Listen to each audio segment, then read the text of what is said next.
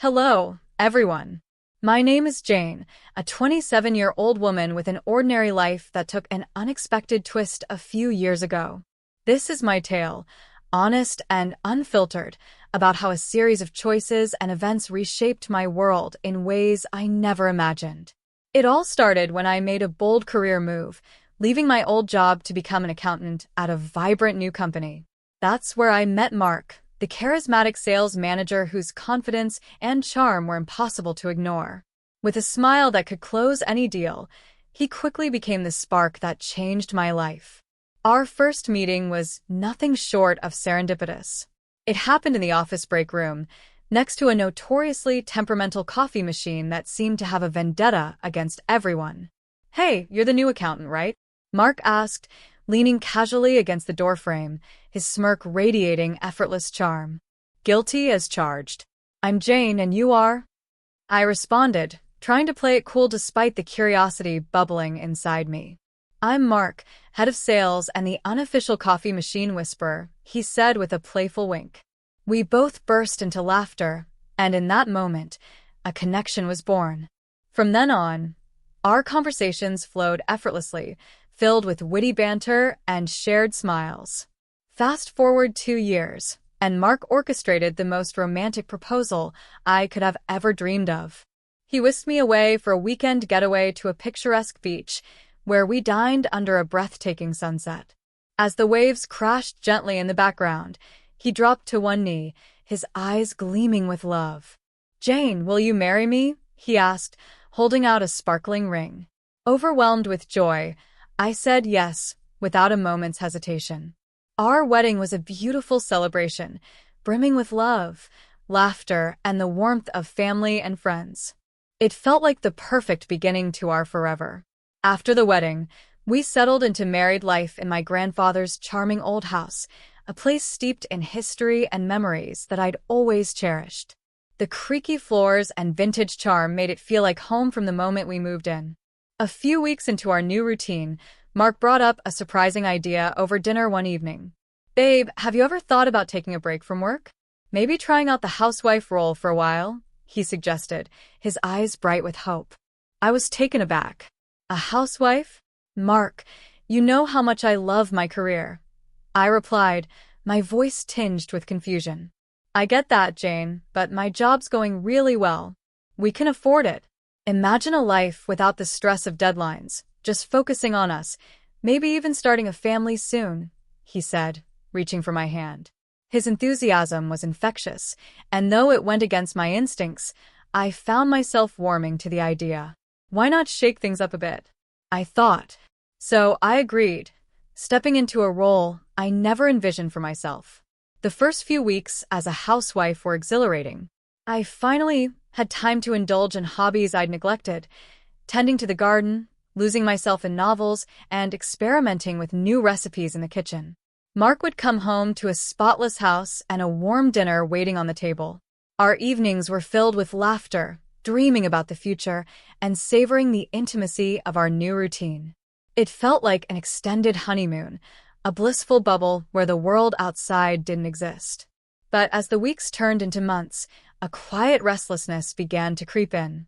I missed the intellectual challenges of my accounting work, the satisfaction of untangling complex financial puzzles, and even the chaotic buzz of my office phone. I tried to dismiss these feelings, convincing myself it was just a phase, an adjustment to this new chapter. Then, subtle shifts began to erode the harmony. Mark's once sweet compliments about my cooking or the tidy house morphed into expectations. If dinner was delayed or a cushion was out of place, he'd make offhand remarks that stung more than I cared to admit. I started to feel less like his partner and more like a hired maid, my efforts taken for granted. Desperate for perspective, I called my best friend, Laura, and poured out my heart. "I feel like I'm losing myself, Laura," I confessed, my voice trembling. "Jane, you're a firecracker. Don't let this housewife role dim your spark," she said, her tone a mix of concern and encouragement. Her words struck a chord. I'd always prided myself on my independence, carving my own path. Now I felt adrift in a role that no longer fit. Just when I thought I was finding my footing in this new routine, Mark dropped a bombshell that turned our lives upside down. He came home one evening looking unusually serious, his coat still on. "Jane, we need to talk," he began, his voice heavy. "What's wrong? You look like you've seen a ghost," I teased, hoping to lighten the mood. "It's my parents. Their apartment is being renovated, and they need a place to stay for a couple of weeks," he said, avoiding my gaze. "Here? For weeks?" "Mark, that's a lot," I replied, my stomach sinking. "It's just temporary, babe. It won't be that bad," he assured me. Reluctantly, I agreed. "Okay, but they need to respect our space," I said firmly. "Of course, Jane. You're the best," he replied, pulling me into a hug that felt more obligatory than comforting. A few days later, Mark's parents, Bob and Linda, arrived, and our cozy home descended into chaos. They brought an avalanche of belongings, bags, boxes, and even a hulking armchair that Bob insisted on squeezing through the door.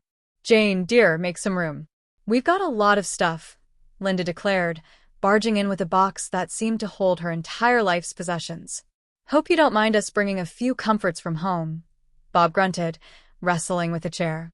Overnight, our charming house transformed into a cluttered storage unit, their belongings spilling into every corner. It was overwhelming, to say the least, but I told myself it was only temporary. Bob and Linda wasted no time making themselves at home. Bob commandeered the living room, sprawling across the couch and flipping through TV channels as if he owned the place. Linda, meanwhile, took it upon herself to organize my kitchen. One morning, I found her rearranging my neatly arranged spices and cookware. "Linda, what are you doing?" I asked, struggling to keep my voice calm. "Oh, just making things more efficient, dear. You know how it is," she replied dismissively, not even glancing my way.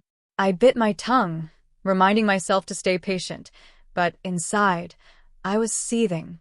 This was my home, yet they treated it like their personal vacation retreat. The tension escalated at what I now call the dinner disaster. I'd prepared a healthy meal of grilled chicken and a fresh salad, proud of my efforts. But Linda stared at her plate as if I'd served her a pile of weeds. "What's this rabbit food?" she scoffed, pushing it away. "Mom, come on. Jane worked hard on this," Mark interjected, his tone half-hearted. "It's fine, Mark. I can make something else," I said, swallowing my frustration. No, let's order pizza." "I need real food," Bob chimed in, already dialing his phone. That night, as I lay in bed beside a snoring Mark, I felt like an outsider in my own home. I was cooking, cleaning, and hosting, only to be treated like an unpaid servant. My in-laws had turned our sanctuary into their playground, and I was powerless to stop it. Linda's takeover of the kitchen grew even more invasive. One morning, as I prepared my usual avocado toast, she stormed in and wrinkled her nose. "What's that? Bird food?" she snorted, rummaging through the fridge. "It's avocado toast, Linda. It's healthy," I replied, gripping the counter to stay calm. "Healthy, schmelthy. You need real food, girl. Let me make you some eggs and bacon," she said, shoving me aside. I stood there, fuming, as she hijacked my breakfast. It was clear she had no respect for my choices or my space. Bob was no better. He'd turned our living room into his personal lounge, dominating the TV with loud action movies. One evening, I mustered the courage to ask, "Bob, do you mind if I watch my show? It's the season finale." Holding the remote, I hoped for a compromise. "No can do, Jane. I'm watching this." "Find something else to do," he replied, not even glancing my way. Stunned, I stormed off, feeling like a stranger in my own home. The breaking point came when I caught Linda rummaging through my closet, my personal sanctuary. "Linda, that's my stuff," I shouted, my temper finally snapping. "Oh, relax, Jane.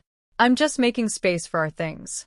You've got too much junk anyway," she said, tossing my clothes aside like they were worthless.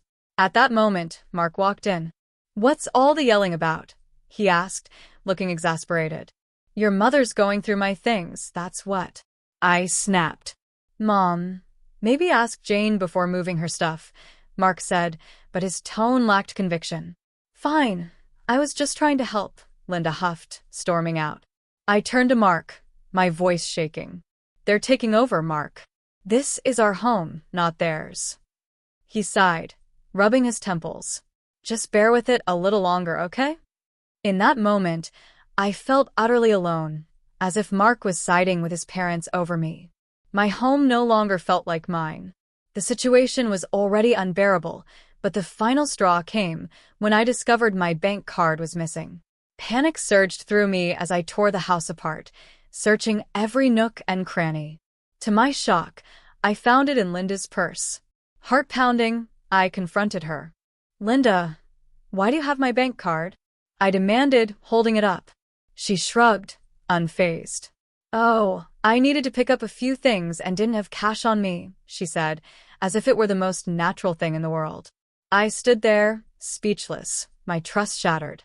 This wasn't just about a card, it was about the complete disregard for my boundaries, my home, and my identity. I knew then that something had to change, but the path forward was anything but clear. I couldn't believe Linda's audacity. A big deal? You took my bank card without asking. That's stealing. I fumed, my voice trembling with righteous anger as I clutched the card tightly. Before I could unleash another word, Mark walked in, his brow furrowed. What's all this shouting about? He asked, his gaze flicking between me and his mother. Your mom took my bank card and used it without my permission, I explained, holding up the evidence, my heart pounding with betrayal. He turned to Linda, his expression more exasperated than concerned. Mom, you should have asked first, he said, his tone infuriatingly mild. Linda rolled her eyes, brushing off the accusation with a casual wave. I just needed a few groceries, Jane. It's not like I bought a diamond necklace. Her nonchalance stunned me. It's my money, Linda. You can't just take my things. I snapped, my voice rising with indignation. That's when Mark dropped a bombshell that hit me like a punch to the gut. Jane, let's not blow this out of proportion. You live off my money anyway, so what's the big deal if my mom uses it? His words stung, sharp and cold, stripping away the partnership I thought we shared. Your money? I can't believe you're saying this, Mark. It's our money, our marriage. I retorted, my voice cracking with hurt. He shrugged, dismissive. Whatever, it's not a big deal. She'll pay you back. I stood there, speechless, as if trapped in a nightmare where my husband sided with his mother over a violation so blatant it shook my trust. The next couple of weeks were suffocating, the tension in the house thickening like a storm cloud ready to burst. I couldn't shake the betrayal, and the constant presence of Bob and Linda only deepened my sense of displacement. Desperate for clarity, I decided to confront the looming issue head-on. One evening at dinner, I mustered my courage. So, when are you two planning to move back to your apartment? I asked, my voice steady despite the knot in my stomach. Bob and Linda exchanged a glance before bursting into laughter, as if I told a hilarious joke. Move back? Why would we do that? Linda said, her tone dripping with condescension. Yeah, we decided to stay here. It's much nicer, and Mark doesn't want to waste money on rent for us, Bob added, his words landing like a sledgehammer. I turned to Mark, searching his face for an explanation, hoping for a shred of solidarity. He avoided my gaze, staring at his plate. Yeah, Jane, it doesn't make sense to rent a place for them. When we have space here, he mumbled, his voice devoid of conviction. I sat there, stunned, my fork frozen midair. My home, my sanctuary, filled with my grandfather's legacy, was being overtaken. My husband, the man I thought was my partner, was now complicit in this invasion. The walls of our cozy dining room seemed to close in, and I felt like a guest in my own life. Just when I thought things couldn't spiral further, fate dealt me another blow. One crisp morning, I went for a jog to clear my head, hoping the rhythm of my footsteps would drown out my turmoil. But luck wasn't on my side. I tripped on an uneven sidewalk, and a searing pain shot through my leg as I crumpled to the ground. The agony was immediate, undeniable. Hobbling back home was a grueling ordeal, each step a battle against the pain. When I finally stumbled through the door, I found Mark and his parents lounging in the living room, engrossed in some TV show. "Mark, I think I broke my leg. I need to go to the hospital," I said, my voice strained as I tried to mask the pain.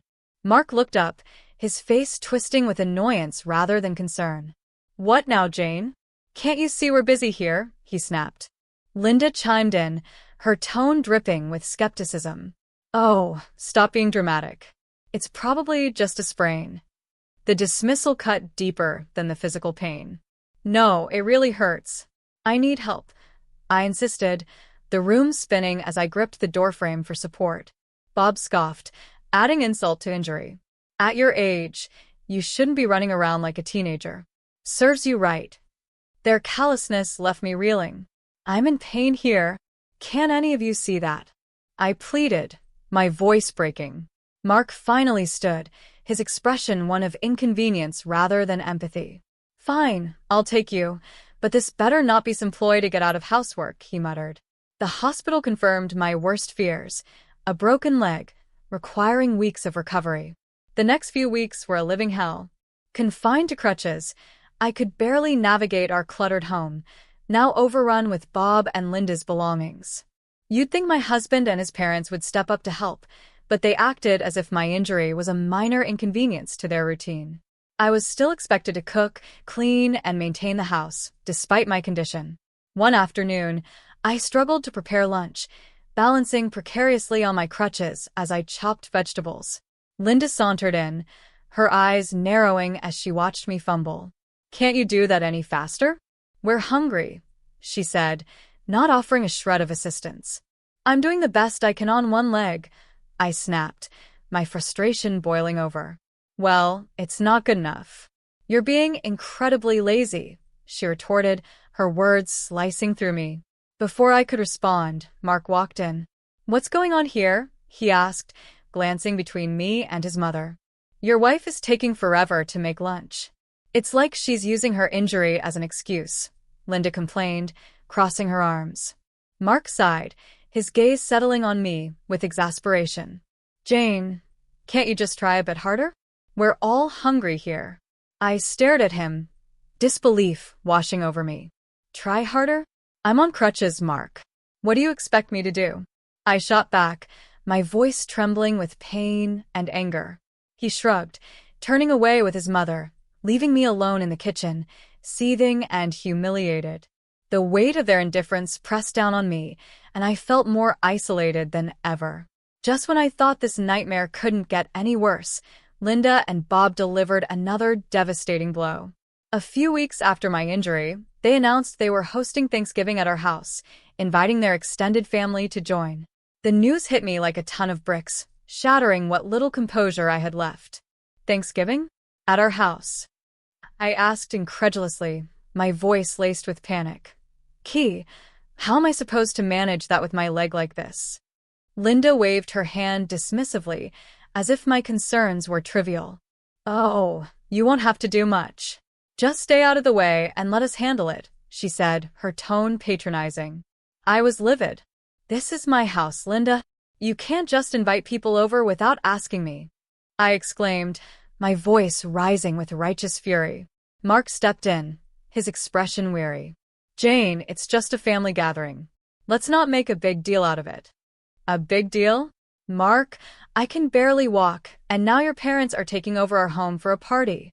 I shot back, my heart racing. Bob chimed in, his voice smug. "We thought it'd be nice to have a family gathering here. After all, we're all living under the same roof now." Then Linda dropped the final bombshell, her words chilling me to the core. "Actually, Jane, we were thinking it might be best if you stayed somewhere else for a couple of weeks.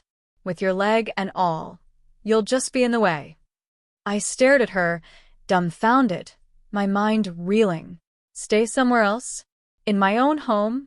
The audacity of her suggestion left me speechless, and the realization hit me like a tidal wave.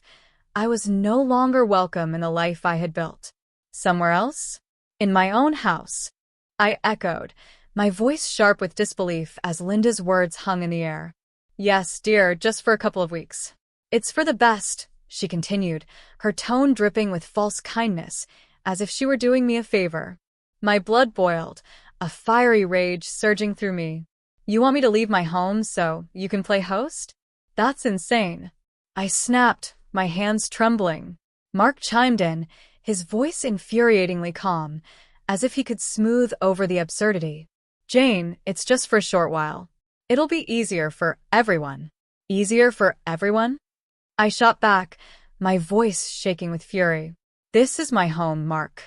I'm not going anywhere. Bob shrugged, his smug demeanor only fueling my anger. We thought you'd appreciate not having to deal with the stress of the holiday, he said, as if my injury and their invasion were minor inconveniences. That was the final straw. A dam broke inside me, unleashing months of pent-up frustration. Get out. Both of you, get out of my house now. I yelled, my voice a raw mix of rage and disbelief. Mark's face flushed red, his eyes narrowing. Jane, you're being unreasonable. They're my parents. You can't just kick them out. Unreasonable. I practically screamed, my heart pounding. They're taking over my home, and you're letting them. Mark's expression hardened, his voice cold and cutting. If you can't respect my parents, maybe we shouldn't be together. Is that what you want? A divorce? His words hit like a thunderbolt, but instead of fear, I felt a rush of adrenaline. Without a word, I limped to my desk, my crutches clicking against the hardwood floor, and pulled open the drawer. Inside were divorce papers I'd prepared weeks ago, a quiet contingency for the unraveling I'd sensed coming. I handed them to Mark, my hand steady despite the storm inside me. What's this? He asked, his voice faltering as he took the papers, his eyes scanning the stark black ink. Divorce papers. I've had them ready for a while, I said, my voice calm and resolute. He looked at me, then back at the papers, his shock palpable. You're serious? You'd really go through with this? Yes, I am, I replied, feeling an unexpected surge of empowerment. I won't be bullied in my own house, not by you, not by anyone. Linda and Bob stood frozen, their smugness replaced by stunned silence. Mark's face contorted, a mix of anger and disbelief. The room was thick with tension, the air heavy with the weight of my ultimatum. Make your choice, Mark. Your parents or our marriage, I said, holding my ground, my voice unwavering.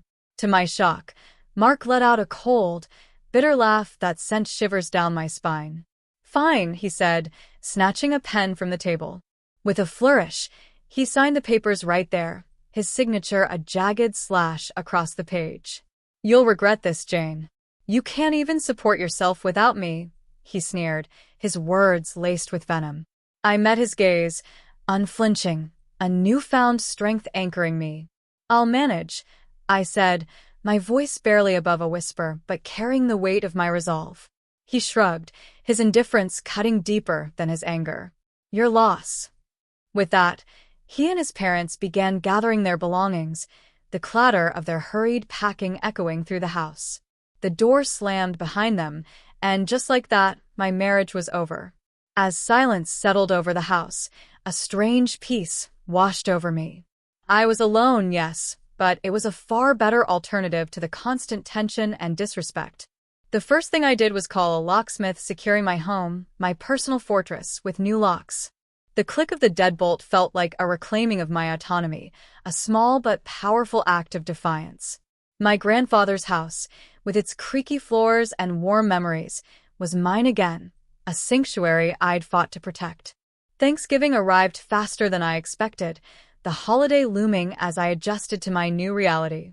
Still on crutches, I found comfort in the quiet of my home, savoring the absence of chaos. Then, an unexpected knock at the door shattered my solitude. I opened it to find Mark, his parents, and a gaggle of their relatives standing on my porch, arms laden with dishes and decorations, ready to celebrate. What are you doing here? I asked, stunned, my heart racing at their audacity. Mark smirked, his smugness infuriating. We're here for Thanksgiving, Jane. Did you think we were serious about not coming? I couldn't believe their nerve. You're not welcome here anymore, Mark. This is my house, and you're not my family, not after what you did. I said, my voice firm. Linda piped up, her tone saccharine. Oh, come on, Jane. Don't be so petty. Let's just have a nice dinner. I stood my ground, my resolve unshakable. No. You need to leave now. Mark laughed, a mocking edge to his voice. You can't kick us out. This was our family home. I straightened, feeling a surge of empowerment. Not anymore. I changed the locks, Mark. You gave up any right to this house when you signed those papers. A tense silence followed, the weight of my words sinking in. Mark's face reddened with anger. Fine, have it your way, he spat, and with that, they turned and left, their retreating figures a final severance of the past. After the Thanksgiving showdown, I began rebuilding my life, a process that was far from easy, but undeniably mine. A few weeks later, as I sat in my peaceful living room, the soft glow of a lamp casting warmth over the space, my best friend Laura dropped by. Hey, Jane, how are you holding up? She asked, her eyes scanning the room as she stepped inside, her presence a comforting anchor. Better than I expected, actually, I replied, offering her a genuine smile, the first in months. Laura settled onto the couch, her gaze warm but searching. You seem different, stronger somehow. I chuckled, the sound light and freeing. Yeah, I guess getting rid of dead weight does that to you. We both laughed, the shared moment dissolving the lingering heaviness in my heart. But seriously, what's next for you, Jane? Laura asked, her tone shifting to one of earnest curiosity. I took a deep breath, the question stirring a mix of excitement and apprehension. I'm going back to work. I've started looking for accounting jobs.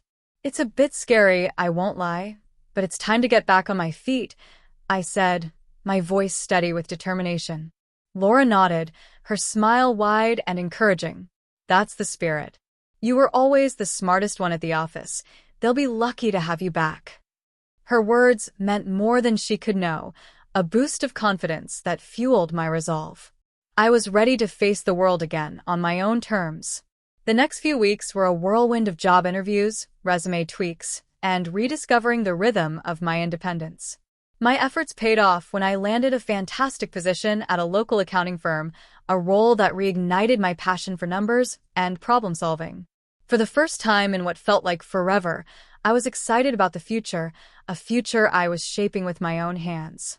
My home was mine again, its walls echoing with the quiet strength of my resilience. My life was mine again, a canvas of possibilities I was ready to paint. I had faced the worst, betrayal, disrespect, and loss, and emerged stronger, a woman reclaiming her voice, her space, and her story. Please feel free to comment below if you like this. Remember to like and subscribe for more.